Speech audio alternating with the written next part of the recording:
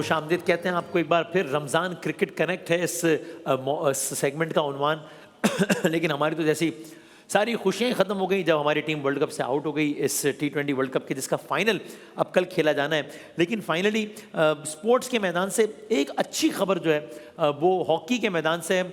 अगरचे इस अच्छी खबर के अंदर भी बुरी खबर छुपी हुई है कि ये दिन भी आना था कि हॉकी के, जो कि पाकिस्तान का कौमी खेल है, हॉकी के वर्ल्ड कप में क्वालिफाई पाकिस्तान की टीम 8 साल बाद कर गई है।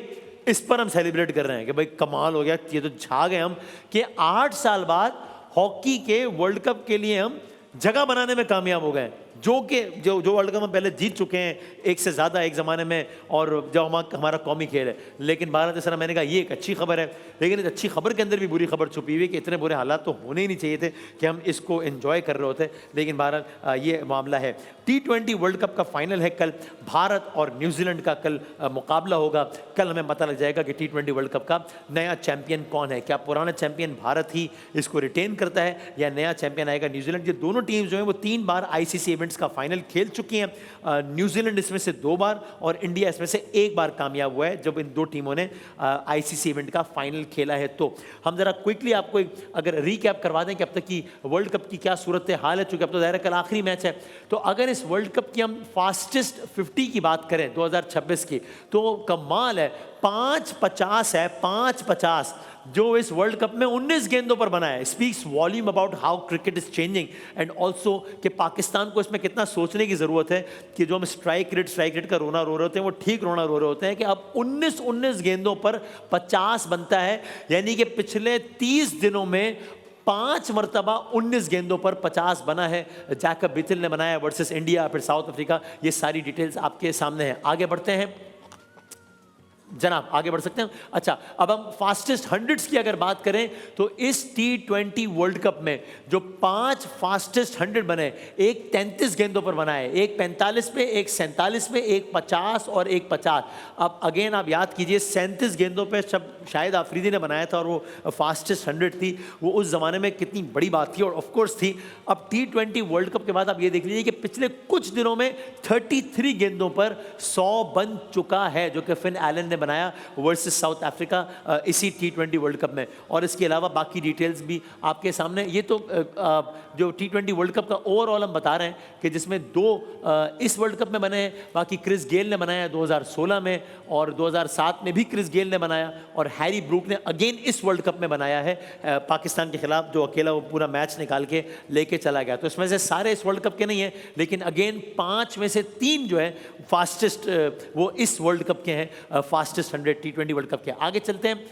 अब highest individual score T20 world cup 2026 में, तो इसमें ये अब आप देख रहे हैं कि युवराज समरा एक इनिंग में सबसे ज़्यादा रन अगर किसी ने बनाए हैं तो वो कमाल है, वो कनाडा के खिलाड़ी हैं युवराज समरा इस वर्ल्ड कप में, जिन्होंने 110 रन बनाया है। इससे ज़्यादा रन किसी भी खिलाड़ी ने एक इनिंग में नहीं बनाया। जैकब बिथिल ने 105 बनाया है, फिन एलन ने 100 बनाया है, और हैरी ब्रूक ने 100 बनाया है, निशांका ने 100 बनाया है, साहबजादा फरहान ने 100 बनाया है, फिर साहबजादा फरहान ने 100 बनाया है। यही वजह है कि साहबजादा फरहान इस T20 वर्ल्ड कप में अब तक के हाईएस्ट स्कोरर हैं, और तकरीबन 75 का, रफली 75 का उनका एवरेज है, तकरीबन 150 प्लस का 160 के आसपास का उनका स्ट्राइक रेट है। आगे चलते हैं हम।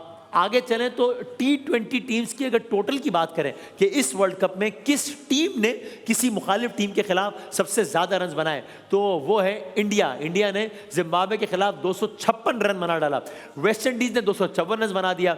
इंडिया ने ही अगेन 253 रन बनाए इंग्लैंड के खिलाफ। इंग्लैंड ने 246 और आयरलैंड ने 235। सो अगेन आप देख रहे हैं पिछले एक महीने में तकरीबन यानी 5 बार ऑलमोस्ट 20 ओवर में तकरीबन 250 रन बनाए, 5 मरतबा। और जो आखिरी मैच हुआ है वो तो एक मैच में तकरीबन 500 रन बनाए, 40 ओवर्स में 500 रन बनाए। आप इससे अंदाज़ा कर सकते हैं कि वर्ल्ड कप किस तरीके से या T20 क्रिकेट किस तरीके से कहाँ जा रही है। आगे चलते हैं। सबसे ज़्यादा छक्के किस एक बैट्समैन ने चलाए हैं इस T20 वर्ल्ड कप 2026 में, तो फिन एलन ने 20 छक्के मारे हैं, हैटमेयर ने 19, फिर साहबजादा फरहान ने 18, संजू सैमसन ने 16 और शनाका ने 15। सो अगेन साहबजादा फरहान वो खिलाड़ी हैं कि जिन्होंने पाकिस्तान इतना अर्ली स्टेज पर आउट हो गया, इसके बाद भी प्लेयर ऑफ द टूर्नामेंट की सफ में या सबसे ज़्यादा छक्कों की सफ में, सबसे ज़्यादा रन की सफ में एक पाकिस्तानी शामिल है जिसका नाम है साहबजादा फरहान। आगे चलते हैं। ये साहबजादा फरहान ने एक और जो कारनामा अंजाम दिया है, T20 वर्ल्ड कप में 2026 में सबसे ज़्यादा रन,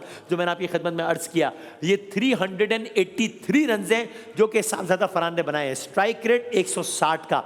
इसके अब क्या इस टूर्नामेंट के इख्तिताम पर भी साहबजादा फरहान ही रहेंगे सबसे ज़्यादा रन बनाने वाले खिलाड़ी? इसका इम्कान लगता है, चूंकि जो दूसरे नंबर पर सबसे ज़्यादा रन बनाए वो जिम्बाब्वे के खिलाड़ी हैं, जाहिर है वो तो अब कल मैच खेलेंगे नहीं। तीसरे नंबर पर न्यूजीलैंड है, न्यूजीलैंड के खिलाड़ी हैं फिन एलन, इन्होंने 289 रन्स बनाए हैं अब तक। अगर ये तकरीबन सेंचुरी मार देते हैं कल तकरीबन, तो ये साहबजादा फरहान से ज़्यादा रन बनाने वाले बन जाएंगे, वरना कल साहबजादा फरहान का ही इम्कान है कि T20 वर्ल्ड कप के अख्ताम पर भी एक पाकिस्तानी साहबजादा फरहान किसी भी और बैट्समैन से ज़्यादा रन बनाने वाला खिलाड़ी बरकरार रहेगा। आगे चलते हैं जनाब, सबसे ज़्यादा विकेटों की अब बात करते हैं। यहाँ पर आपको कोई भी टॉप 5 में पाकिस्तानी नज़र नहीं आएगा, और जो टॉप 5 विकेट टेकर्स हैं उनमें से 4 ने 13 विकेटें ली हैं और 5वें ने 12 विकेटें ली हैं। नेक्स्ट चलते हैं जी, आगे चल सकते हैं जी। चले हम अगर अपने मेहमान की तरफ बढ़ सकें आगे, जो कि पाकिस्तान के माया नाज एक ऑफ स्पिनर भी रहे हैं और पाकिस्तान को उन्होंने बड़ा ज़बरदस्त अंदाज से रिप्रेजेंट भी किया है। और क्योंकि ऑफ यानी स्पिनर्स के हवाले से न्यूजीलैंड का हम पूछेंगे इनसे कि न्यूजीलैंड वर्सेस इंडिया है कल, तो इंडिया अब तक बहुत अच्छा खेलता रहा है ज़ाहिर है, लेकिन उसने कुछ स्ट्रगल किया है वर्सेस ऑफ स्पिनर्स। तो ज़रा हम इनसे इस बारे में भी पूछेंगे। अरशद खान हमारे साथ हैं। अरशद भाई अस्सलाम वालेकुम। वालेकुम अस्सलाम, कैसे? अल्हम्दुलिल्लाह अरशद भाई, आपका बहुत शुक्रिया, thank you very much for your time sir. Arshad भाई, कल इंडिया वर्सेस न्यूजीलैंड, कल पता लगना है कि कौन इस T20 वर्ल्ड कप की ट्रॉफी उठाएगा। आपके ख्याल में बहुत क्लियर कट फेवरेट है इंडिया या नहीं? मैच पड़ सकता है, बराबर का मैच है?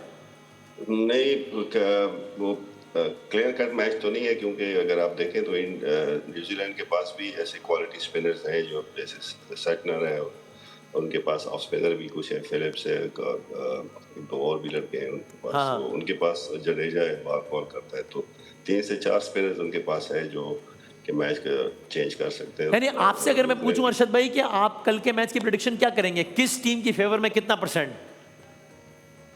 60-40 का इंडिया 60 है, न्यूजीलैंड 40 है, लेकिन मुझे ऐसा लग रहा है कि न्यूजीलैंड जीतेगा ये match. 60-40 in favour of India आपको लगता है कल का मैच? जी, और क्योंकि न्यूजीलैंड भी बहुत एक्स्ट्राऑर्डिनरी क्रिकेट खेली आफ्टर जो उनका मैच था, आखिरी ग्रुप का जो मैच था, उसके बाद से बिल्कुल वो बेहतरीन क्रिकेट खेल। न्यूजीलैंड की एक अप्रोच पे कुछ लोग क्रिटिसाइज करते हैं कि वो ऑलराउंडर्स पे ज़्यादा इन्हिसार करते हैं। हमारी टीम के भी जो न्यूजीलैंड के नुमाइंदे हैं वो उन पे ये क्रिटिसिज्म किया जाता है। आपको लगता है कल के मैच में न्यूजीलैंड को उसी कॉम्बिनेशन के साथ जाना चाहिए या कोई एक स्पेशलिस्ट ऐड करना चाहिए? उनके ऑलराउंडर और हमारे ऑलराउंडर में बहुत फर्क है। हाँ, क्योंकि हमने नाजायज ऑलराउंडर बनाए हुए नाजायज ऑलराउंडर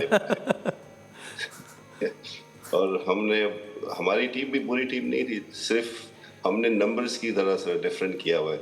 अगर आप अब खैर हम तो न्यूजीलैंड की इंडिया के मैच की बात कर रहे हैं, लेकिन अगर आप इंडिया और पाकिस्तान का मैच देखें तो आपके पास आपने 6 स्पिनर्स खिलाए और फिर बैटिंग भी पहले कर दी।